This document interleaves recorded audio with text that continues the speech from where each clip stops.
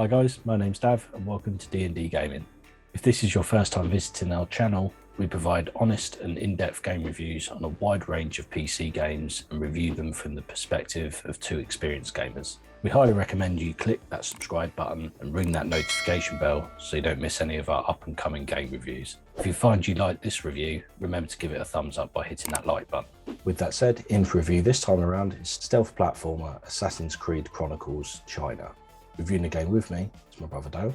Hi guys, welcome back to the channel. Assassin's Creed Chronicles China is the first entry in the Chronicles sub-series of Assassin's Creed games, developed by Climax Studios and published by Ubisoft. The game was released in April 2015 for Microsoft Windows, PlayStation 4 and Xbox One. The game is set in 16th century Imperial China during the Ming dynasty and follows Shao Jun, a female assassin introduced in the short film Assassin's Creed Embers. As the last remaining assassin of the Chinese Brotherhood, you return to your homeland on a journey of revenge, retribution and redemption.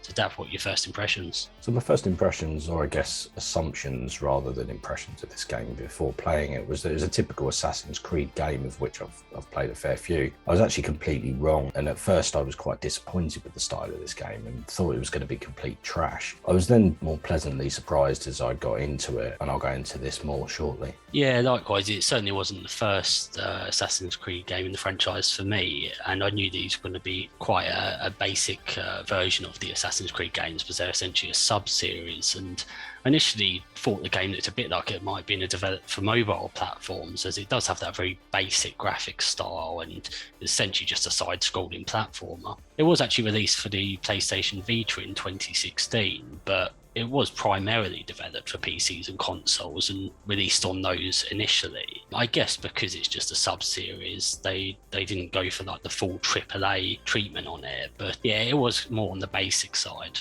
The graphics didn't really put me off though, as I was expecting quite a simple game, and yeah, not like a full standalone AAA game.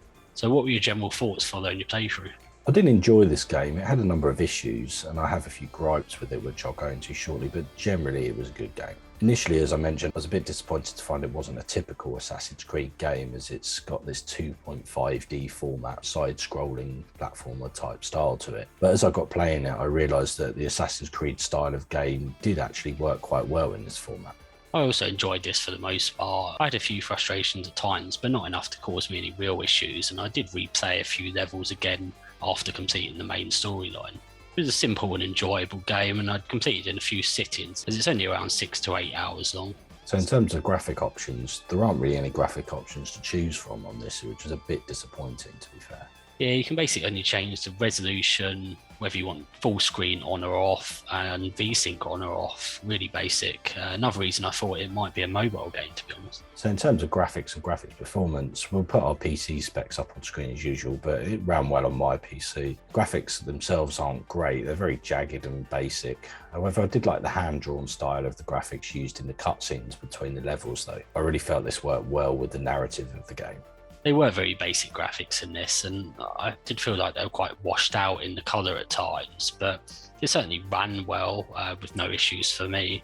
I did like some of the backgrounds in particular, and the character models looked quite nice with decent animations, but I did find some of the foreground objects just looked a bit too hand-drawn and a bit too basic at times. So in terms of player controls, for me this is where the game mostly fell down and was a bit disappointing really. The controls are clunky at best, and at worst they're just damn annoying to the point of frustration really. There's quite a lot of controls and combinations of buttons, as the game essentially has the same kind of actions and abilities and functions as you'd have in a 3D Assassin's Creed game. So it's understandable that they may be more complex than a typical platformer. But the combination of buttons makes performing some of the actions really clunky and difficult. For example, throwing a knife, you have to press and hold F to start the action and to prepare to throw the knife, while aiming with the mouse and pressing G to actually throw the knife. This means that you have to take your hand, or at least 2 fingers, off of the WASD keys to start the action, and so if you suddenly need to cancel the action because you're going to be seen, for example, by one of the enemies,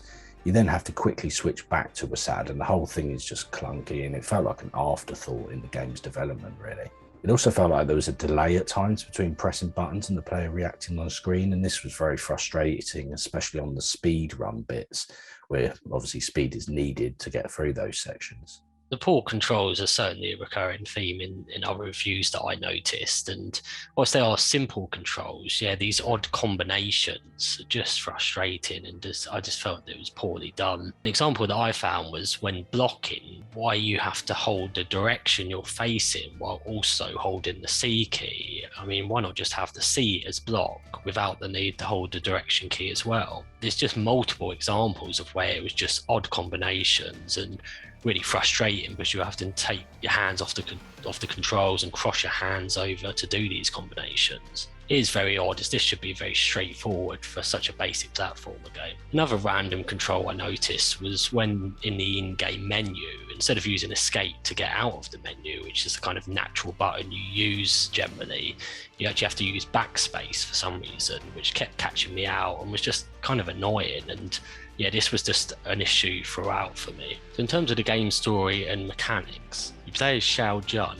a Chinese female assassin living in 16th century Imperial China. After a long time away training, Jun returns to China to assassinate the 8 Tigers, a group of Templars who ruled China using the Emperor as their puppet. The Templars also oversaw the killing of most of the Chinese assassin Brotherhood. So in terms of game mechanics, you climb, jump and crawl your way through level environments. The 2.5D aspect allows you to move in and out of the level as well as across the screen from left to right, as you would in a typical platformer, and this adds another aspect to the game and increases the level and environment depth. As you meet enemies, you can decide to take them out stealthily, fight them in hand-to-hand combat, or sneak your way past them. In terms of weapons, you generally fight with a sword, however there are throwing items that can be collected from cauldron-looking containers in your environment that include fireworks to stun your enemies, noise darts to divert the guard's attention, and throwing knives. You can also whistle to attract the enemy's attention if you want to. Stealth fighting with the sword is by simply approaching the enemy unseen and using the left or right mouse button to perform an assassination. Hand-to-hand fighting with the sword entails light and heavy hits using the mouse buttons and blocking using a combination of WASD and the C key. There are a number of different enemy types that essentially differ by the weapons that they hold. These range from enemies with handheld weapons such as swords and pikes to ranged weapons such as crossbows, and later in the game a shotgun type weapon. The enemies with hand weapons can also throw ninja stars at you if they can't reach you, so it can be quite difficult to get away once you've engaged an enemy in a fight or they've spotted you. All enemies have a cone of visibility which is grey when they are patrolling, switching to yellow if they're suspicious of something and investigating, and red if they spot you. If you manage to get away and hide out of enemy sight, you have about 10 seconds before an enemy will go from attacking or chasing you back to patrolling, and this shows as an alert timer at the top of the screen. There are collectibles as you go along, and these include animus shards that count towards your score at the end of a level, and scrolls found in chests which contain story information and filler. There are hiding spots which help you go about things in a more stealthily fashion, which usually gives you the better scores on the section and therefore the overall level. You're awarded medals, either gold, silver or bronze, at particular completion points of the sections in the level dependent on your enemy kills, times guards are alerted, and the times you're seen by guards. These medals and scores add up to give you a final score at the end of the level out of a set maximum for that level. If performed well, you can unlock additional abilities at the end of a level dependent on your score. So in terms of game modes, there's one main story mode that consists of back-to-back platform levels with 3 difficulty settings: normal, plus and plus hard. However, you have to complete the game on normal first to unlock the next difficulty level. So in terms of the UI, I found the UI was fine, simple, and covered everything I needed to see, although I did find it a bit frustrating that where the mission objectives were, you had to go into the in-game menu by pressing escape rather than just having them on the screen. They would normally be on the screen for a certain period of time, but they wouldn't always be there, which was kind of frustrating. But the main UI was perfectly sufficient, I found. Yeah, I thought it was fairly basic, but it works. I mean, a simple health bar at the top left and an item selection in the bottom left. In the top right is some reminder controls for the mouse and keyboard, and in the bottom right is your current score for the level. Your current mission and any submissions come up on the top left of the screen. However, I did find that the mission info comes up and then disappears off again. This was particularly annoying on a section of the game where I thought I had to evade the enemies and get out of the area as you do on some other parts of the game. But it turned out I needed to kill 7 enemies to pass this particular bit. And I didn't realise because I'd missed the mission info coming up at the beginning of the section somehow, and the mission info had disappeared. So I was running around like a bellend trying to find my way out of the area stealthily, not finding a way to go, and just kept dying until I realised that I had to assassinate the enemies instead. So in terms of the sound and music is relatively quiet, I found, so it didn't really stand out for me, but I think they could have had definitely a more interesting soundtrack that did stand out. 你们也要信守承诺，好好保护我的安全。有敌人，这里，在这里，这边。 The voice acting is just okay, and the NPCs seem to repeat themselves a lot. It almost feels like they used like 2 voice actors for the NPCs and just hit repeat everywhere when putting in the audio dialogue into the game. 随时保持警戒，而你们也要信守承诺，好好保护我的安全。我会罩你，你也别忘了罩我。 Yeah, I mean, I haven't really got much to add to that. I, again, found it quite repetitive, and I guess it was just okay in terms of music, sound, and voice acting. So did you come across any bugs or glitches in the game? No, fortunately I didn't come across any bugs or glitches. No, the same. It seemed to run well in respect of that. So to sum up, things I liked about the game. I was surprised by the style of the game and actually how well it worked. If someone had said to me before I played the game, take an Assassin's Creed game and turn it into a platformer, I would have said it wouldn't have worked, and well, I would have been wrong. I like the 2.5D aspect as it pulled the game away from being too linear and gave it another dimension, so to speak. Speedrun levels were good and broke up the monotony of the same type of stealth fighting mechanics, although the controls did lead to a fair bit of frustration at times on these levels, with reaction speed being slow and obvious need for quick control responses to get through the level. It had all the aspects of a typical Assassin's Creed game with the same stealth, fighting and assassinating gameplay. It had a decent amount of replayability to beat sections, level scores and improve on awarded medals.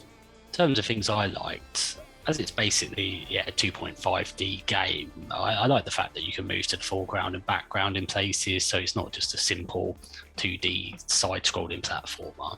This made the gameplay more interesting, and I also thought the level design was quite well done. I thought the length of each level was good. You can sit down and go through a few levels at a time without getting too bored. That being said, the levels do feel like they get a bit repetitive after a while. For the most part, they all follow the same format. There's a few in there that are varied, such as the ones where you've got to run through the level in a set amount of time, but could get a little bit repetitive at times. I like that you got scored based on different criteria, so you can either stealth your way through a level, or fight your way through, or use a mixture of both. Again, that adds a certain amount of replayability to the game. So in terms of things I didn't like, I have to say the biggest gripe for me is the controls. I won't keep going on about it, but I do think they could have been far better thought through. I really feel the graphics could have been better. The low-res textures and jagged edges to things just really didn't look great, especially for a game that came out in 2015. It looked like it came out 10 years earlier. The hand-to-hand fighting was difficult to master, made far worse by the controls. Having to cross fingers, hands to move and block, etc. was just frustrating.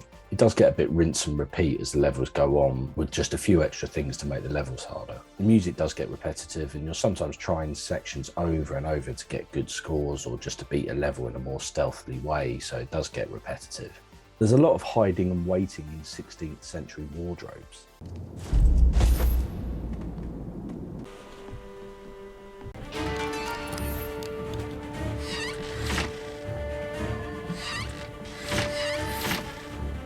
This doesn't really change as the game goes on, so it does add to the rinse and repeat feel of things. The speedrun levels break it up a bit, but not enough to get through the monotony that sets in as the game goes on.